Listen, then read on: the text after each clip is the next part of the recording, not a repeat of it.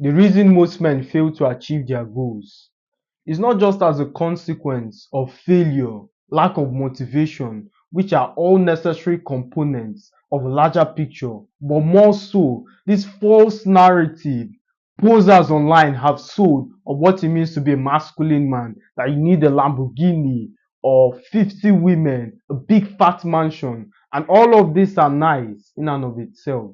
But construing it as a requirement in order to become somebody is an absolute anomaly. However, what I advocate online is purposefulness. And purposefulness is this concept that majority of peasants pretend not to grasp.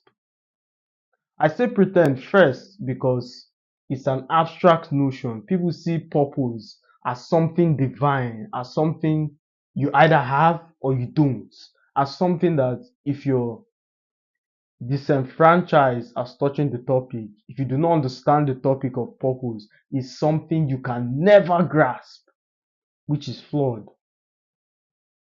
On the other hand, we have people who understand this subject intimately, but they err in the opposite direction. They pretend to not have discovered their purpose, whereas in reality, they truly understand purpose is as a consequence of talent, is in the process of refining and honing this talent.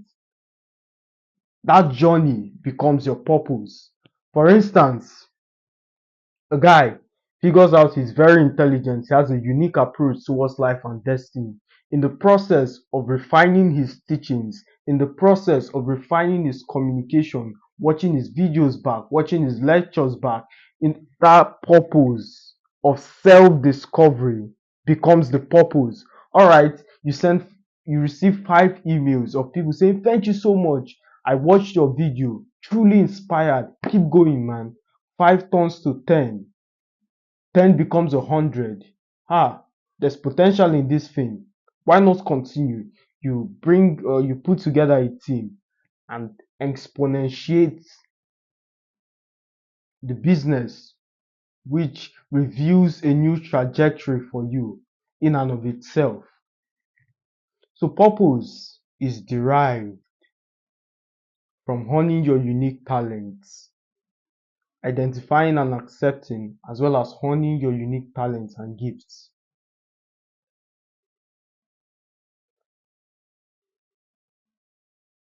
Another thing I would like to add, because most people find it very difficult to interpret seasons, and if you've been following this channel for a long enough time frame, in one of my recent videos, I said your perception is almost equivalent to your success. How you see things determines the way the world around you would react. You and I can see a flag. One might feel disgusted, the other patriotic. The same object of focus, different interpretation. And if we decide to take action on that interpretation, we produce vastly different results, yet the same foundation. So your perception is everything. So it comes to a point in your life where you're chasing your purpose. You've refined that gift. In fact, let's stick with the analogy of our intelligent friend. So our intelligent friend, he has built a business based on intellect, teaching people how to communicate, sharing his different life experiences. Wonderful. Over time, it becomes boring. Not necessarily boring. It's either that niche begins to phase out or something happens that necessitates he doesn't continue or at least give 100% of his time to that venture. This is where most people get scared. It is time to diversify. Your purpose is not linear, it's not necessarily a straight line.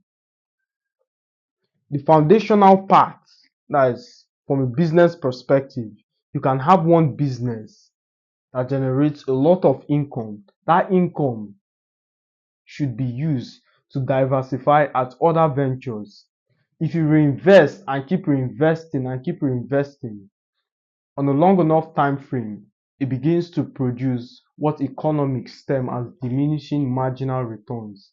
What that means is for every input added, there will be lesser output.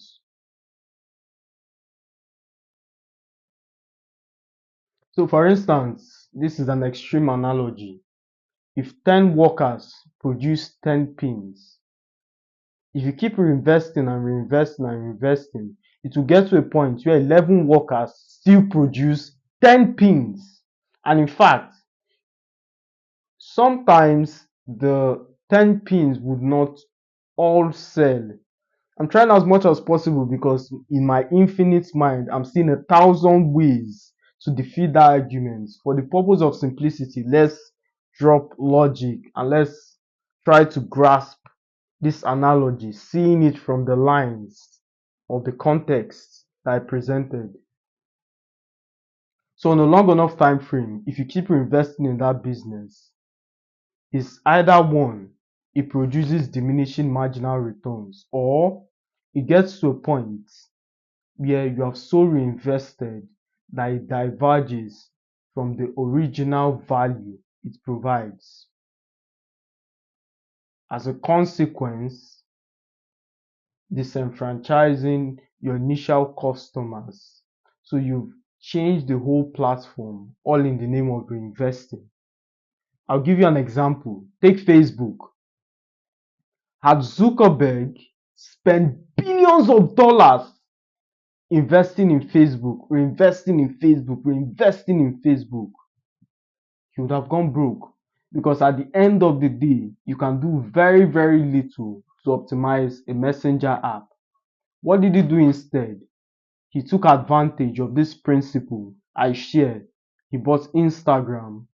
He created this kind of hegemony, becoming Meta, where a lot of social media platforms are under this brand.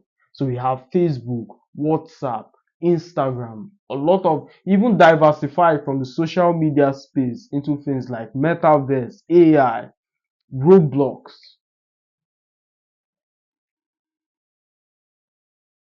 I'm elaborate as possible because majority are in this dividing road where they have to make a choice to leave what they were doing previously or not spend as much time in order to go do something else. And that was uncertainty is what hold most people back.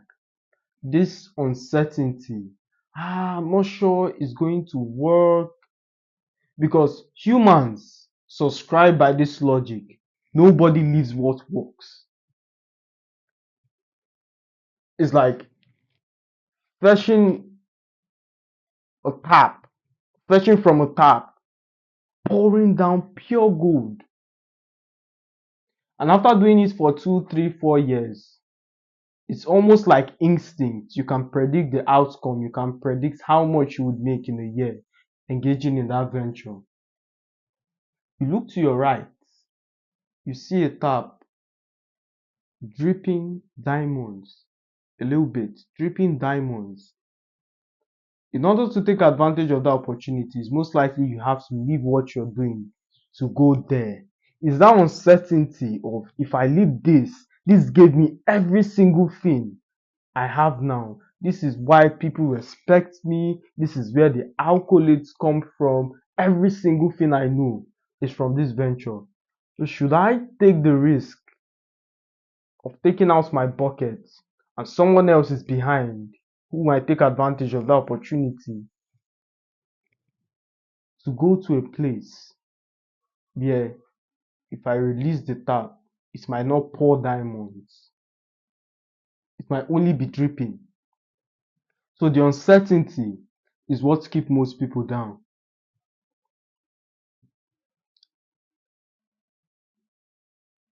The reassurance is that is how it has been since century. Take Ronaldo for instance. Started pressure washing basketball courts, became a footballer, diversified into business, from a business to a brand ambassador, from a brand ambassador to what did he do? I think he purchased some hotels. He's doing very well for himself. I believe the first billionaire athlete at the time.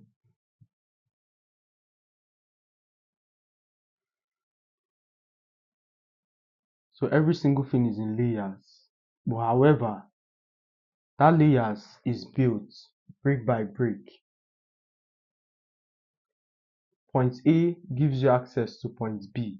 Point B gives you access to point C. You can't go from A to C. No, I understand quantum leaps perfectly, but the requisite level of knowledge, experience, as well as the shoulders of giants you need to stand upon doesn't exist. It would fail brutally. So, in order to mitigate loss, move step by step, understand. And there are times where you're sufficient enough. For instance, if you've climbed A to L, you can move from L to O as opposed to taking the systematic approach. But the systematic approach is very, very important in the beginning stages of your life.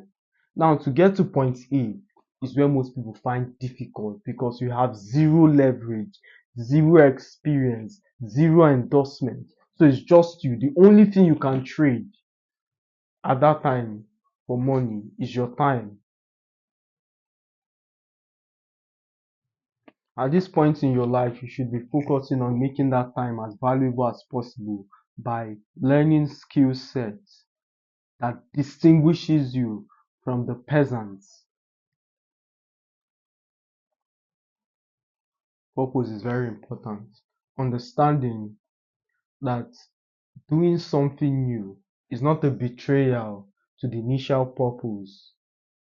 Ronaldo going into football or Ronaldo going into business isn't a betrayal to football. It's just an expression of his work ethic. Michael Jordan, from basketball to collaboration with Nike to having his own brand to becoming a motivational speaker to doing all of these amazing things. In fact, you see my logic of systematic approach riddled around in his life, studied in his life. Had he not taken that basketball approach, the chances of him doing those amazing things are next to zero. Imagine from being a nobody to try and become a motivational speaker. You and I wouldn't give him the time of the day because there's nothing inspiring about his life.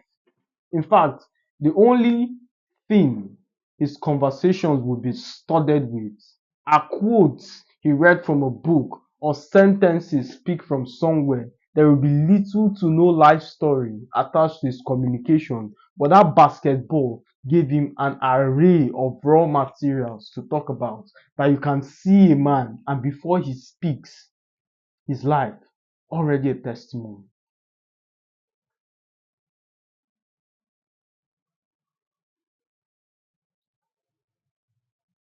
Understand?